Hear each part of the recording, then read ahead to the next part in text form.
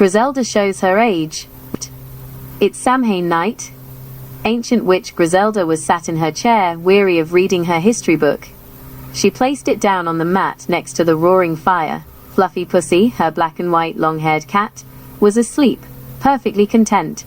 Her familiar, a blackbird, landed gently on the table, its black wings glowing at the tips. Grazelda soon drifted off to sleep.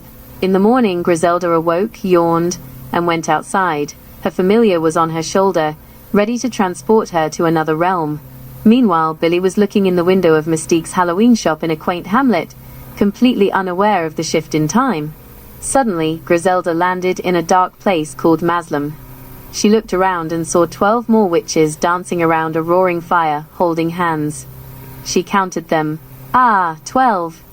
They needed 13 for a coven, so she joined in the merriment. The year was 1688 and she had traveled back to join her relatives on Samhain night. Unbeknownst to her, Billy was also transported. He was confused why he had landed on a ship in Not-So-Port dressed in strange attire, the clothing of a 16th century Puritan. He clutched the ominous book, the Malleus Maleficarum. Billy left the port and ventured into town. He saw an Indian lady, Tituba Indian, throwing tomatoes at a scruffy peasant man in stocks, who had an A branded on his forehead. Billy asked what was going on, heard the explanation, and went to his hotel. Later that night, a frantic man knocked on his door, asking for his help and accusing Tituba Indian and a woman called Goody of being witches. Billy got dressed, reading up on the matter in the Witch's Hammer. He decided he was after bigger fish and left the village to investigate. He soon saw smoke rising, dancing flames, and heard the sound of women chanting. Billy approached the group. The 13 witches, including Grazelda, tried to put the fire out but failed. Grazelda recognized Billy and quickly cast a glamour spell, transforming into a beautiful young woman. Billy stood before the coven. Though his heart was fluttering at the sight of the young woman, his duty forced the words out. "Billy, you're all lying wenches trying to fool me." He pointed straight at Grazelda. "Billy, you're coming with me." Billy put them all in manacles and chains in a long line and hauled them off to the jail.